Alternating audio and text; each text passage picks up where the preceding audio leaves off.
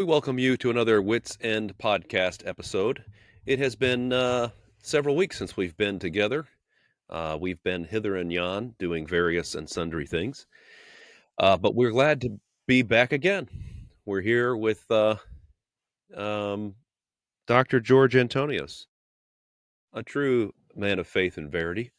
And here I am. I'm just a truly humble servant. Don't worry, there's plenty of people online that doubt my doctor. You're not a real doctor. A real doctor would never say things like this. Where's your thesis and where'd you graduate from and all that kind of stuff. How right are they? I didn't graduate from one of their seminaries, but I had to answer one guy recently. I gave the link to my book on Daniel, and I mentioned Great Plains Baptist Divinity School and General Ron Tottingham in South Dakota. That's where I got my PhD from. I started with the Charity Bible Baptist Institute, and then I found out that Great Plains Baptist Divinity School is actually semi-accredited because of General Ron Tottingham and his standing with the government there. So he was one of the leaders, if not the leader, of the U.S. Army chaplains. I had met him at one point, and those two institutes had a joint program where Great Plains Baptist Divinity School recognizes the credits that I had gotten with charity. So I transferred those and I finished my PhD with them. It cost me an arm and a leg too to do it in American dollars. So, and then the proof is in the pudding, as they say. My thesis is the most comprehensive commentary on Daniel in a generation. So I spent 11 years doing it, and if I've, it's like when they came up to the Lord, they said, "How knoweth this man letters?"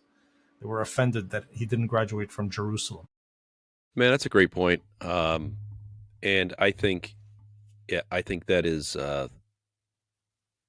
really, it's an interesting subject to me, the verification of a man and what he believes. Is he truly qualified? And does he have what it takes? And I think how, what does it say? How knoweth this man letters, having never learned? Um, yeah, so then we have to ask ourselves, what is the definition of learning then? He never learned. What do you mean by that? You mean he did not go to our synagogue, or he wasn't trained Yeah, at our school. yeah, So, yeah. I think you could play both sides of that, right? You could say, "Yeah, I don't have to go to your school, I can stay uneducated." Some guys, you know what I mean? It's like, I'm ignorant, and there's a stubbornness in ignorance. there is, there is. There's a pride on both sides of it. Yes, there's David Gibbs that tells in his book about preaching. He says there's one preacher overheard another who was kind of intimidated by the learning of one preacher. And he said, "Well, I thank God, brother. I'm just an ignorant old soul." And the preacher retorted, "Well, you have a lot to be thankful for." So So good. So good. I he heard that. says, "Yeah, go ahead." I said, it reminds me of somebody who said, some preacher, he was talking about a young man who made a strident claim that he said, "I am going to be original or nothing." And the man said he ended up being both. Yeah, Oh, I got to tell you this little anecdote. I went and visited DC, my sister and brother-in-law, or should I say, my brother-in-law and sister. Amen. Either way, Brad and Deborah Wells. I went and saw them in DC, and they are, really getting close to getting a building for the oh, first good, time, good. and they're really close. So we went around there. It's right near a little bookstore called Capitol Hill Books, and they are like, "You got to see this bookstore." So I go in there. Now I don't know. I'm predisposed to not like bookstores. Uh, Yeah. if they call themselves bookstores, anybody that says, "Oh wow, it's a great bookstore," what is in your definition a good bookstore? Well, for me, it is not that it is. It's modern and updated, and it has a coffee bar and it has all kinds of gifts. The most ideal bookstore for me is one that A, you have to look to find, and you Hmm. have to search. B, it doesn't have a bunch of new releases. It's all, books that have lasted the Hmm. test of time. It's a used bookstore, and it's packed full with books. It's just jammed. There's no room to walk. It's just aisles that are tiny, floors that are uneven. That's my ideal bookstore. And when I went into it, I said, "Yep, this is a real bookstore. This is crazy." And it's a tiny little place, just jam-packed, floor to ceiling. And the reason why is not because I'm just quirky like that. For me, the reason is I don't if the presentation and the appearance is not so important. It's the substance. What what is actually there that has been proven, that has lasted, right? And, I guess that's what you're saying. The proof of the pudding is in the eating, right? It's not what does it look like, is what does it taste like? And, so when you talk about having a degree, I would say, okay, we can criticize degrees up one side, down the other. Or do you want a degree from Harvard where it costs $80,000 a year and they're teaching you, Yeah. about DEI? Yeah. Oh, yeah. They don't know the Bible. A lot of, not all of them, not all of them, but a lot of them, they just come out disbelievers. And the I it's I engage in formally structured debates with doctors. I've debated Dr. Robert Sugenis, one of the foremost Catholic apologists in the world. Actually, his last debate ever was with mine. He announced that at the top of the debate. You I've beat them. debated. Well, at the very end, this is the last debate. So Robert Sugenis debated James White 6 times, and I got to debate him in the spring, standing for truth. And at the very end, I'm going to put it in a snippet on Council Might. At the very, very end, as he's making his closing remarks, I interrupt him and I asked him. I said, would you grant that if one were to read the Bible literally, one would come to a dispensational understanding of the Bible?" And he said, "Yes, I'll grant that much." And that was like just a wow moment. He debated. This guy debated for about 50 years, 50. And his last statement in a formal debate was pretty much that. So I've debated But Dr. you're Sam telling me Frost. you made him hang up his skates? Is that what you're telling me? No, no, that's why I mentioned. I wish I could claim that. I'd boast of that. But I can't boast of that because he announced that it would be his last debate at the very top of the debate, at the very intro, and he has no idea who I am. I think what happened was he was more like a tired old man who was shooing. Somebody said he had the attitude of an old man shooing kids off of his lawn, but he wasn't expecting what he got. That's for sure. So I think because I was a nobody to him, he thought he would just kind of just wave it off. Even in the at the end, and responding to the audience questions, when I went over the twin natures of the kingdom, that there's a spiritual and a physical one, he had resisted me on that at the top of the debate. When we got there, he gets the last word because the audience question was addressed to him.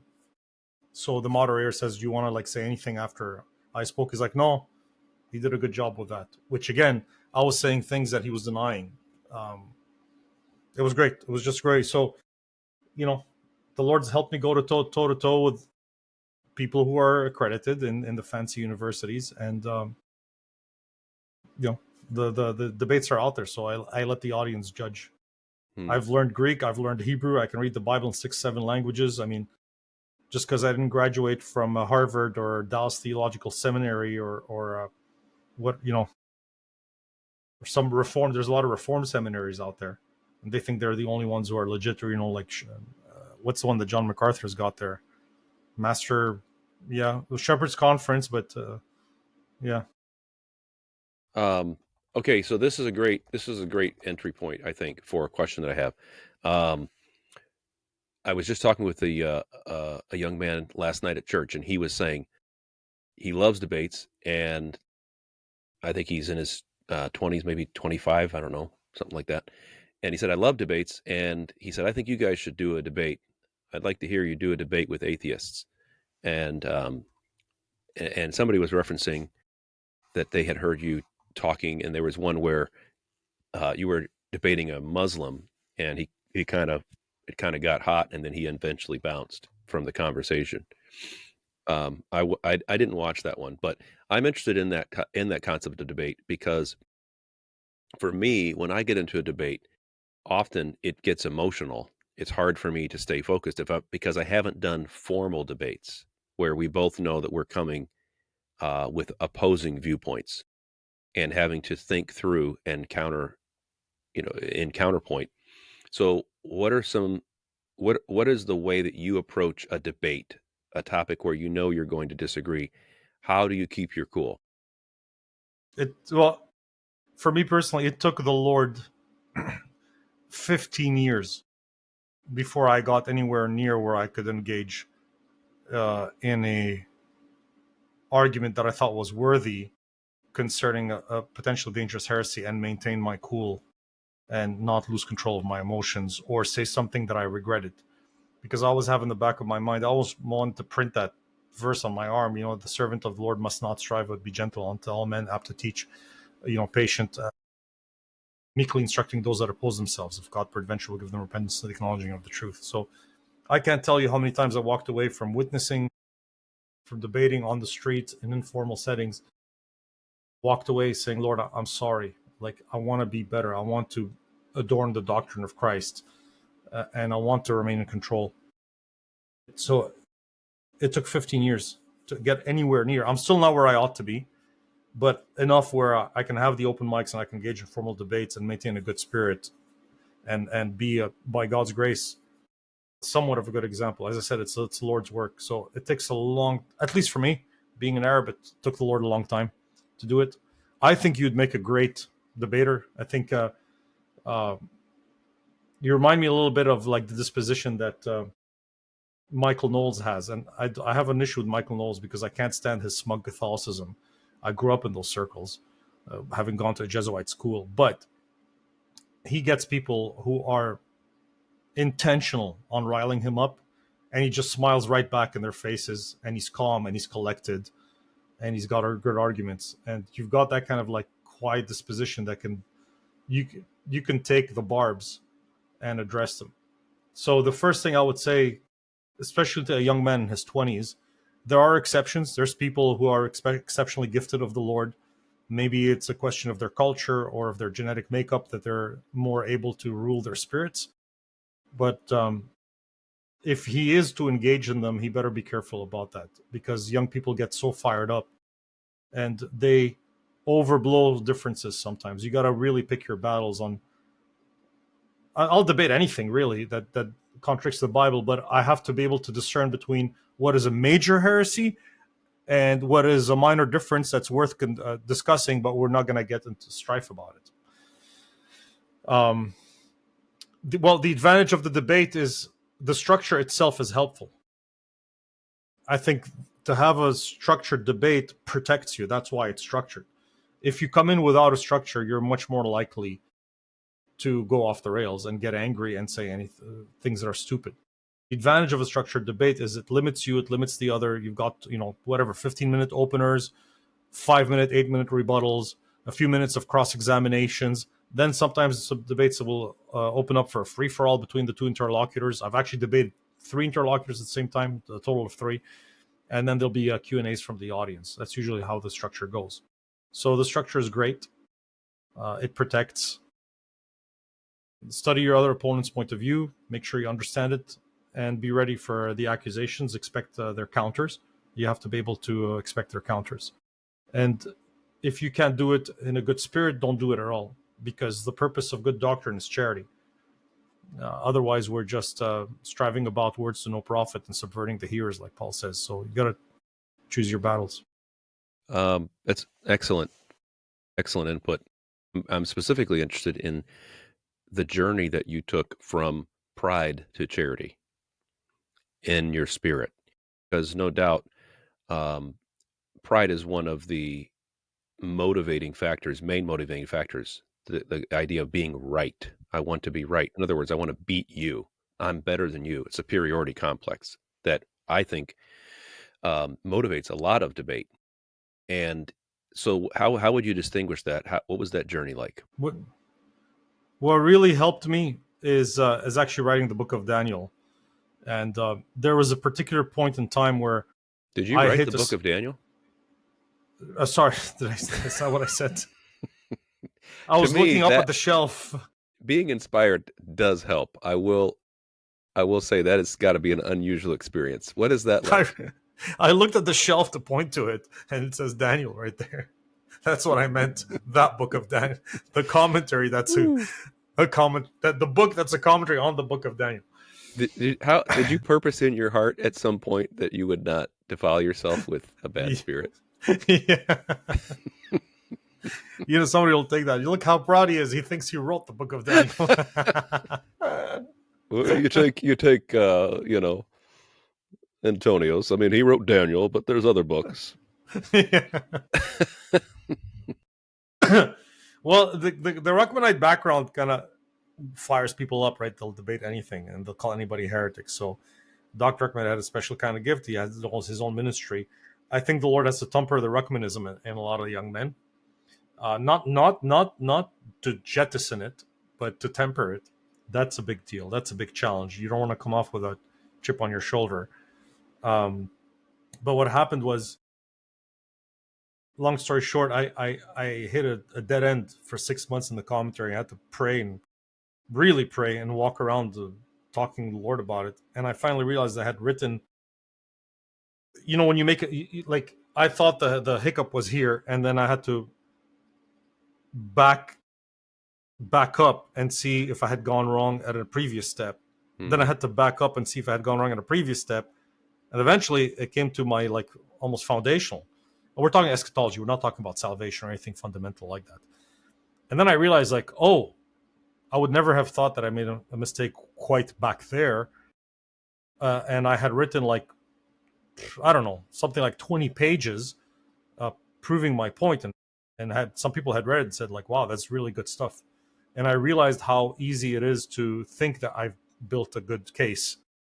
That was a real humbling experience. I can see now how people could see it a certain way. You know, I can see how they can skin it a certain way, and that's made me a lot more understanding of why they pick up a certain position. And I don't necessarily ascribe it to the fact that they're deceived of Satan or they're wicked or anything like that. So seeing how I had made a mistake in my reasoning, I could understand how others could also. And that's helped me be a lot more patient and gracious and help them see the way out and help them see how they got to that point. Hmm. Uh, there was a guy on the internet, I'm not going to mention his name because I think he's a bad influence today. He's a bad example today. But I heard a lot of people saying, you question your assumptions, come to the text as a clean slate, don't bring your presuppositions. You hear it said, everybody amens that. Nobody's not going to amen that. But I saw a guy on YouTube actually showing us what that looked like and doing it to himself, and that was an eye opener. So I've kind of like internalized some of that stuff. I think the problem is that he did it so much that he's let go of. He has he's basically become like a Untethered. skeptic. Yeah, He's right. floating in space. He's a full on Greek skeptic. Yeah, which is unfortunate. There's some things that he says. Paul tells Timothy to know the things that he has heard and received, knowing of whom thou hast heard them. Hmm. To hold fast the form of sound word. So you have to have some undeniable, unshakable, uncompromisable, unnegotiable, solid ground. But beyond that, if a guy believes that the tribulation is 3.5 years or 7, it's not a big deal, guys. If like it really isn't. It's Well, I you think know. the big deal comes when you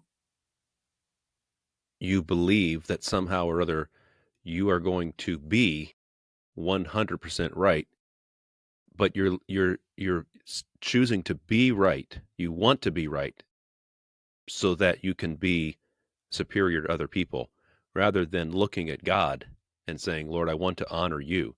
Because that's what he said. Um, Study to show thyself approved unto God, a workman that needeth not to be ashamed. Ashamed of what? Ashamed of not being a workman in the eyes of God. Not Mm, not necessarily being ashamed in the eyes of other people, because the fear of man bringeth a mm, snare. The fear of the Lord is strong confidence. So everybody wants to follow somebody who's definitive, but you can be just a stubborn loudmouth and be definitive. That doesn't necessarily mean you're right, but you may deceive the hearts of the simple. Um, and there's a confidence that comes, I think, not from directly from uh, just your personality or from your desire to shout everybody down. There's a confidence that comes from saying, I'm following God and God is going this direction. It's faith. You have to have faith in order to please God.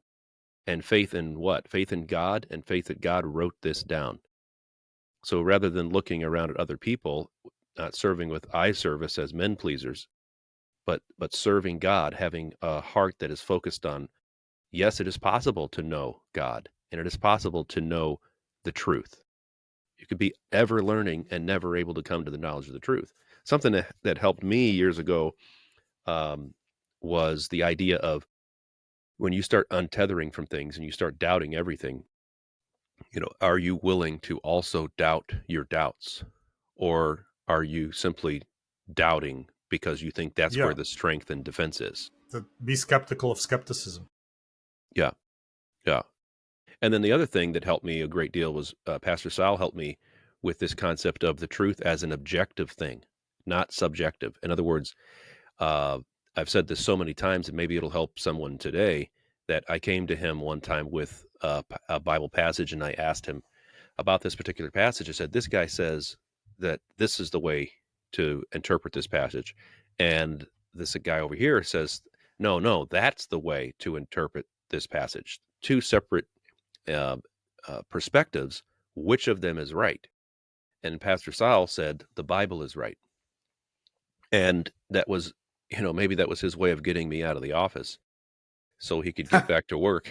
Maybe he didn't know the answer, but really it helped me because it made me realize the Bible does not have to be understood by people, by me, in order for it to be right. In order for it to be effective in my life, I have to understand it correctly. But it is right whether I understand it or not. It is an objective truth that came from God, and it effectually worketh in them that believe. But that doesn't mean it's ineffectual unless I understand it. It means it's ineffectual to me. And so that it's not about my church getting it all down right and we do the right thing. We believe the right thing, not like you heretics over there. Hmm. It's more about what does God say? We're just all on the train. The train's going through town, Midnight Express, and we get on it. Lord willing, we're privileged to get on the truth and to ride the truth. I'm not the power, it's the power. And sometimes people get off, sometimes I've fallen off. I'm just trying to get in, find my proper seat, and sit down and hang on for the length of time God has me on this earth. And rather than our church or my belief or my teaching is the locomotive that's powering this whole thing. It's true. It is true. I may not even understand how the train works, but it's working. And if I can humble myself and learn, maybe I can become a conductor at some point, whatever. But I never become the designer. Part of that humility and confidence that you're talking about at the beginning is you need to be to have the confidence and the humility to put up with the comments and insults and kind of ignore those and not get sucked into them because there's a people, especially on the internet. There's a good thing to it when you debate someone face to face. It filters out. It kind of pushes Def- back. Go diffuses. ahead. Yeah, a lot of the kind of unbridled comments that people make and jabs. It's just when you're behind the keyboard sitting on a screen, you don't have the dynamic of that interpersonal dynamic. It's you and a screen, and it's for some reason the worst of humankind comes out when it's like that. It's like you're spitting into the void, right? It feels like you're spitting into the void, so you just kind of like blur it all out. When you have a person on the other side in a formal setting, you want to be respected, so you're going to show them respect. And if you can't put up with the comments, because you're going to get them, especially if you're going to be online, then don't do it. Uh, Brother Gibb told me not to read. Not to read. He says he doesn't read the comments. I do, but I'm in the place now in my life where I like you never completely not care. I think it'd be an exaggeration, but I'm so much. unconcerned that uh, it doesn't stay with me during the day. I don't like. I just kind of whatever, you know. I almost have a glad they're there, because the people who do this online make themselves look bad. People who are genuinely seeking the truth will see that and call it out. I'll engage once, maybe twice, and then no more, and then just let it there. There's some things that do hurt more than others, but you gotta have that confidence. A great peace have they which love thy law, and nothing shall offend them. Hmm. So the eagles, if you will, you can't fly as an eagle if you're gonna be let yourself be harassed by the crows. So just rise up, fly higher. They can't follow the eagle up there, and you'll be free. Leave them in the comments section. Does it is the comments that hurt you the most about your beard? Is that what you would say? Yes, I wish I wish it was fuller. I wanted more. I want like a I want like a Canadian lumberjack beard. I just want to grow, or like this Irish, Yes. Guinness drinking kind of stuff. But my wife won't let me. Okay. She actually likes like a 3 day beard. She Okay. likes the stubble look. That's where, if she could, she would freeze it there. Oh, that's great. That's I had great. Pastor Joel Greer. He's teaching on Council Night Seminary. He's teaching sermon building, The and he Admiral. mentioned, yeah, and he mentioned that exactly that. He said that he got invited to a men's kind of breakfast, a pastor's breakfast in the area, and he's pretty much the only one sporting a beard. Every group of men that believe that pastors should always be clean shaven, and the guy barbed him. He leaned over. He said, I'm actually working on a sermon about beards. And Brother Greer said, have you thought about starting with Jesus? And the guy went, oh, because they plucked the Lord's beard. He's like, I hadn't thought about that. It's like, really? You're preparing a sermon on beards, and the incarnate God doesn't come to your mind? That's just okay. I get it in certain settings. Like, there's Sally laughing. They're right there. I get it in certain settings. Like, I heard a guy in Mississippi. I don't know if you ever heard of Camp Zion in Mississippi, Hmm. Percy Ray. where Percy Ray, yeah. So that thing is deader than dead. It's full on Calvinist now. Really? Uh, oh, yeah, it's been for years. My brother-in-law took me there. I feel bad for my brother-in-law, Stephen. Kathy, he's in Central Tennessee. If you guys are looking for a church, he's doing a great job. Married to my sister Sarah, and he's like, "I'm gonna take you there." We went there, and a common friend. We slept there for a night, and he was all happy about bringing me there. And it was dead. Like, I can't think of a better adjective than dead, really. And the speakers were Calvinist. And one of the guys there, an old time preacher, was 90 years old, and he's part of that crew of people who, he said, his mom told him he was going out of the house to pick up the mail, and he hadn't fully shaved. He had stubble, and his mom said, like, you know, you're gonna go out like that. And he says, Mom, I'm just picking up the mail. He was at his mom's house for something, and she said, you're a preacher, son, remember. So he's like, honor your mother and father, and he went in and he shaved his beard to go out and pick up the mail. Now, what I'll say is this: is I get it. I wouldn't stand here and say guys who say this, guys who believe in shaving their beards, I would not say they're self-righteous, hypocritical Pharisees. I wouldn't, because that's where we fall into that trap. We become the things that we're judging. If you're in a culture where, in a certain part of the states where they expect preachers to be clean shaven, my father every day up at 6 o'clock in the morning shaving his beard, his military kind of guy. I respect that about him. For him, that's how a man should look. He never accepted a beard on a man, and I admire my dad for how clean shaven, clean cut he was at all times.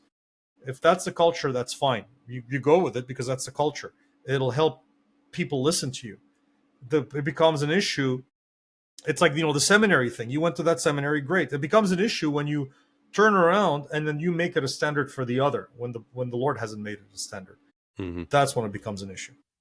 My opinion about the beard and the facial hair thing is that it is a carryover from World War II and the military, just as you said.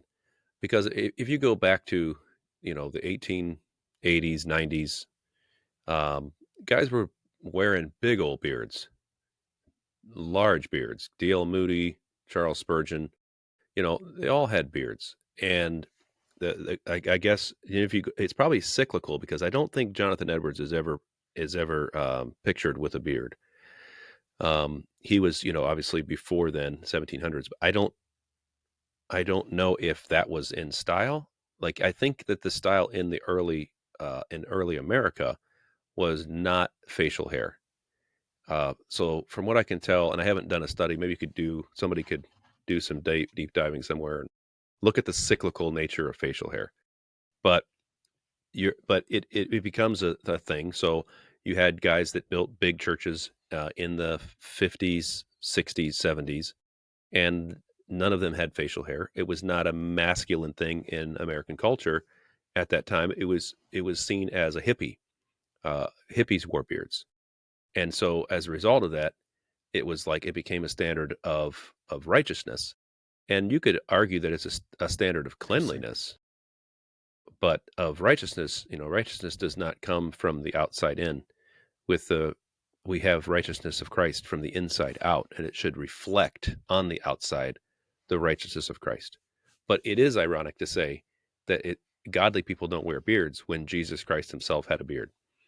That I actually have a story. A friend of mine, Mike Reagan, he was uh, he was asked to come and work for a famous preacher who was known for being a very conservative and a holiness type of a preacher. And certainly we ought to be holy and we ought to have our feet held to the fire. It's always good to have those purifying uh, messages. But he told him, he said, Brother Reagan, I want you to come work here, and we have to get rid of your beard. And he's like, well, Jesus had a beard. And he's like, oh, Brother Reagan. That's it. There was no follow up. I mean, that was it. Like, what can you say? How Oh, could I thought he was laughing like I've heard 1,000 times, and wait till you hear my retort. well I that thought that was the laugh, yeah, I mean, and then now maybe he didn't tell me the end of the story. I heard it from him. That's all I Jesus wore heard. sandals too, or something like that. Yeah, I I don't mean, know. when you're Christ-like, then we'll let you wear a beard, or Right, whatever. I right, don't know. something like that. You got a lot of remarks over your. I remember when you shifted to the mustache. Yeah, I still see myself in a mustache, and I'm like, how did this happen? I don't even know how it happened. I feel like, I love, I love what you said from the pulpit. I was there. You're like, scorn all only makes it grow. I thought that was brilliant. I've had Walt Disney. I've had Scorn. Walt Disney. That's true. I've had Just don't shave the ends off. yes, Just be exactly. careful. I've had plenty of Hitler references. Um, Yeah, it kind of fits. I like the '40s era, and Yeah. so I kind of like that style, which they did have those in the military. They had mustaches that were had to be neatly trimmed and blah blah blah in the American military. But um, yeah, it's so interesting when you start getting um there's an identity crisis or an existential crisis that, and for a long time I never knew what existential crisis meant, but it's a crisis regarding your existence. And basically, you know, am I going to die? Who am I? What's going on with my existence? Um, but I had this, it's when you are attacked or when you are made to think about something that maybe you're wrong in, it does bring an existential crisis. It causes you to stop and consider, okay, who am I? And people think, well, I'm going to die.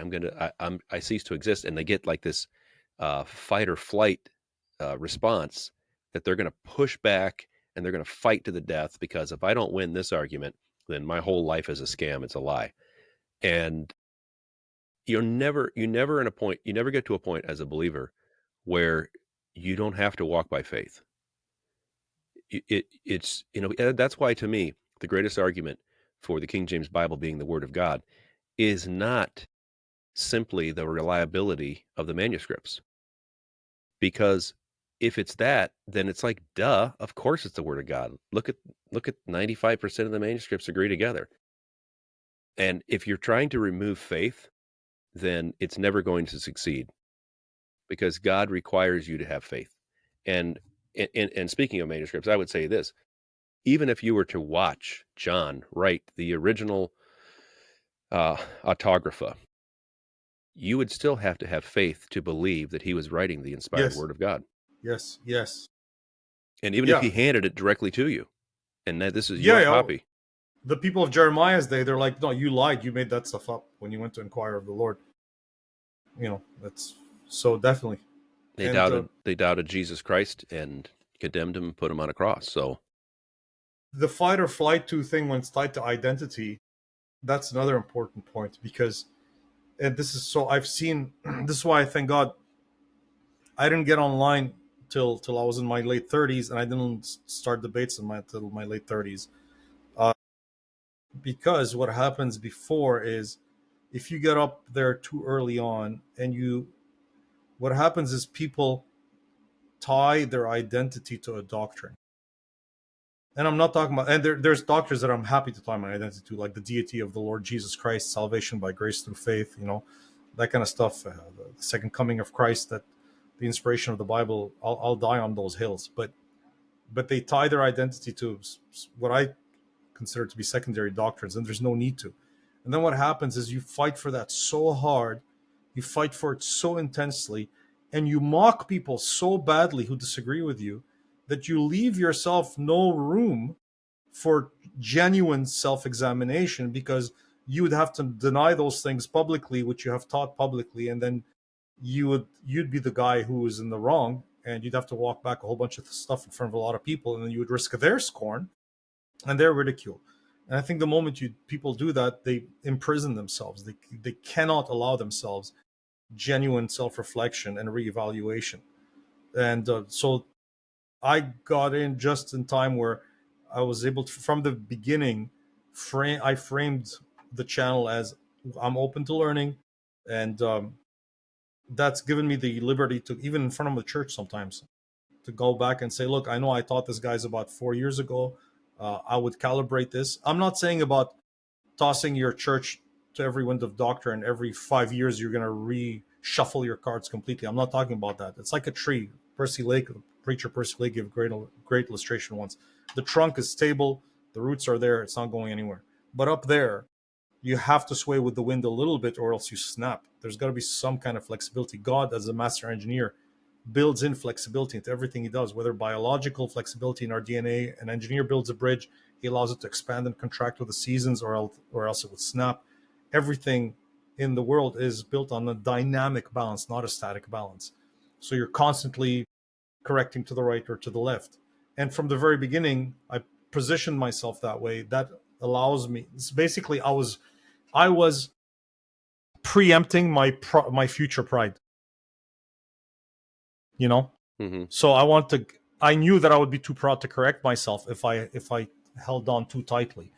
And I had to wait till I studied some doctrines out really in depth and gone through them, that I'm sure I'm not going to go, like, there's no chance that I'm going back on Calvinism, for example. Like, there's no chance.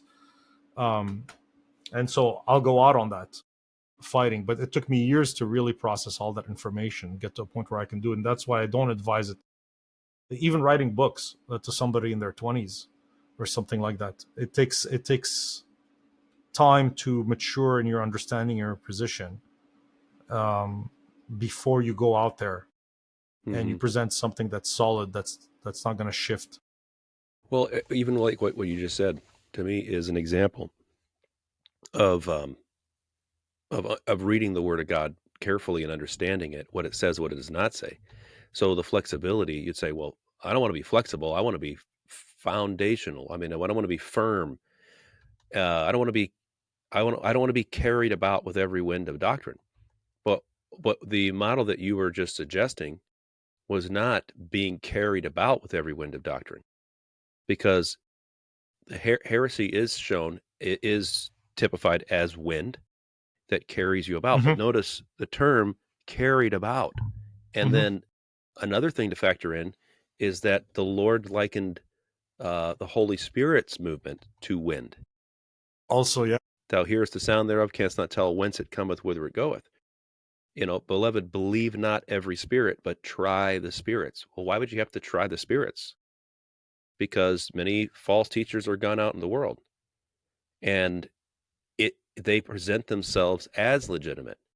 So if you're just like, I want to be right, I want to win every game, you're facing a formidable foe. You're facing someone who's smarter than you. If you can't humble yourself before the wisdom of before God, understanding the deceptive power of Satan, then you are opening up a channel in your own mind and heart to be deceived. If a man thinketh Hmm. himself to be something when he is nothing, he It's deceiveth nothing. Yeah. himself, right? That's Yeah. the He problem. knoweth nothing yet as he ought to know. Nothing. Imagine, like, whatever. So there's doctrines I'm not shifting from. I believe them, but I still don't understand them the way I should. I still don't understand the way I should the Trinity. I don't understand the way I should the deity of Christ. I don't understand the way I should eternal security. I don't understand the way I should the inspiration of the scriptures. I don't understand the way I should salvation by grace through faith. And there's still room for growth. I'm not going to deny them, but there's still room for growth and clarity, even Yeah, on these things. and in any relationship, and when you start out, you think, well, my relationship is based on understanding this person. I know them. I know them like my own soul. Well, probably not. Yeah. You like them. You like what you know, and you're willing to move forward. But if you've been married for any length of time, you realize it's not a matter of understanding them completely 100%. And that's the reason why you can be compatible with them. It is a process of learning about them. And there are layers to this person.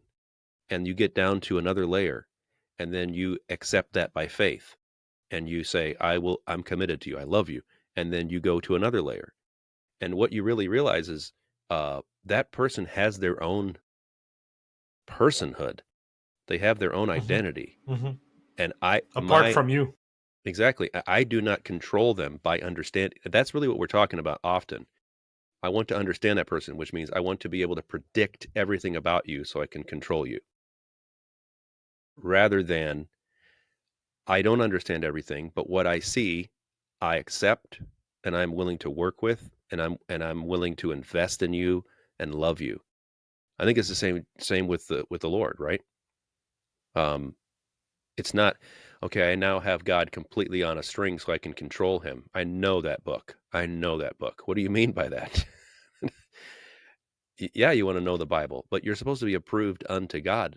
After all, wasn't it his book that he wrote? I mean, how do you take the infinite God and explain him on paper? Yeah. That's what he's trying to do. There's a funny passage where the Lord goes through the parables in Matthew chapter 13. And I always kind of giggle at that when I get there and chuckle, I should say, at it, because he goes through the seven parables and he says, "Have you understood these things?" They say unto him, "Yea, Lord." It's like, We got it. Next. it's Next like in slide. class, it's in math class when you were there. The teacher's like, "Right, so you guys understand?" And I was like, "Mm-hmm." Yeah, And lunch. then they were Let's too go to afraid to lunch. like say, "I'm the guy who's going to ask the fourth question." It's it like, yes, Uh, oh yes, I understand. Yes. yes. Ex- yeah. Yeah, it's kind of like Princess Bride, where he goes, "You've heard of Plato, Socrates, Aristotle?" Yes. Morons. I kind of half believe that though, and I've read half of Plato literally. Have you? But yeah, I get it. Yeah. Oh yeah, Yes. yeah. Yeah. It's kind of like, yeah, whatever you know. I learned that years ago. It's like when More. my kids were younger, they were stacked grades like second, third, fourth grade, and the ones that were in the higher grades, they would say, look at the homework of the younger one, like, that is so easy. Yeah, So easy. My homework is yeah, hard. Like, I yeah, already know all of that. Yeah, yeah. Relative to your strength, it's easy. yes, exactly. That's a good point. Finding the narrative. That's a good point about, you know, zeal and courage being distinct from the depth of charity. Yeah, that's the truth. It's easier to Yeah, have a that. lot of boldness is just arrogance. Hmm. But yeah, it takes time. You can have natural gifts, but to have them sanctified and grow in those gifts that you don't have, that's the real ball game. But It's what right do you there. think it And is? a lot of charity is a lack of boldness too. Sometimes what passes off as gentleness Hmm. and meekness Yeah. is a lack of confidence, or a desire to be a people pleaser, Hmm. or uh, a natural um, dislike of conflict, and so the need to avoid it. So we're a mess. We a lot of times we paint our natural qualities as spiritual gifts when they're just natural qualities. What do you think? Why do you think the Apostle Paul asked multiple times for boldness, for people to pray that he would be bold? Well, in his case, he's facing death. It's not like Paul is not preaching the gospel in 20th century Texas. You know, he's preaching the gospel in front of monarchs who, without almost well, there was kind of a due process in Roman law, but they could have fed him to the lions. So principally, I think it was that the fear of death and torture. Hmm. Yeah, and that's completely different. That's completely different than arrogance or patriotism or whatever that might cause someone to say, you know what, I'm going to shut their mouth. I'm going to teach them a lesson. When you know Yeah, that. come be bold in a Muslim country. If you want to be bold, come come with me to Lebanon. I'll take you to the Dahiya of Beirut and the Hezbollah stronghold, and those guys who are so powerful on the internet, so great. I have an open mic. I get all the comments and arguments in the world on the comments, and then I open up the mic and I say, let's talk about Jesus Christ. Let's talk about Calvinism. And granted, I don't have that much of a reach on the channel, but there's enough people there because the comments are there, and it's a different ballgame when you Mhm. when you get to face the person. Yeah, it is. It is because, and I think that's where charity, knowledge puffeth up, but charity edifieth. And Paul opened and alleged, and then he sought Hmm. to convince and persuade men. Um, Correct. To win and them right. To win is you can a man convinced against his will is of the same opinion still. So you still. could quote unquote beat somebody, but you're not trying to beat them, you're trying to win them. He that winneth souls is wise. You got to have, wise as serpents, harmless as doves. Yes, definitely 100%. Or there's some opponents, and I learned this from Brother Gip. I think he gave great advice here once he was in Canada on soul winning in the streets to groups. He said, I'm talking to guys, to a group of guys, and there's the one guy who's gonna be the jerk. He wants to be the center of attention, and he's gonna jump in there and try to shut me off or say some stupid, foolish comment or something abrasive. Something really challenging and uncouth. And he says that guy I punch in the face, and he means like he doesn't mean physically, obviously. He's like I lay into that guy. He Hmm. says because I lay into. I'm not gonna win that guy, but there's somebody there in the back who's more quiet, who's not necessarily engaging, but he's listening intently and he wants to know. And I don't want to let that guy rob that other guy of the opportunity to hear what he needs to hear. And he says when I punch hard against the clown, he shuts up, and then the rest have a chance to hear. And I went out and I've applied that advice, and it has worked very well. So sometimes in some debates, or a number of the debates, I try to be concerned with winning my interlocutor, but a lot of times I may allow myself to punch a little harder, just so for the audience who's listening can see how weak the heresy is or how bad the heresy is, and they are freer in the secrets of their own heart to shift towards the truth. So there's that dynamic too. Well, we had intended to get into Genesis 11 today, but I've enjoyed this conversation just because um, I think with all the the hoopla that surrounding the death of Charlie Kirk, it has been it's brought a lot of questions to mind, and I think forks in the road for people to say, "Am I going to be the kind of person that is bold in my faith, and am I willing to engage in conversation boldly and verbally, not just win them with my attitude, but then okay, once I have said that, once I have decided to be bold, how can I also be charitable so that I can, with my spirit, I can win them. They wondered at Jesus at the gracious words which proceeded out of his mouth, Amen. and then Grace at and the same truth. Yeah. time, the Pharisees could not handle his straightforward boldness. Finding that moderation between those two things, I think, is so essential. Yeah, well, they could not gainsay nor resist the spirit and wisdom whereby Stephen spake. Both, Hmm. both. Wow. Okay, so anything else that you want to give to us here? No, that was fun. I enjoyed this. I thank God for a free society where we can have the free exchange of ideas. So keep praying that we have that freedom. So that's on the general level, and on the personal level, I'd ask for the prayers of all those listening. We are October 23rd. I'll be offline in a few days for about 10 days. I have to be completely offline. So I just ask for protection for myself and those with me. I appreciate people's prayers for protection for about the next 2 weeks. Are you visiting Middle Earth? Yeah, yeah, I'm going Midgard. Yeah, Are the land you of the dwarves.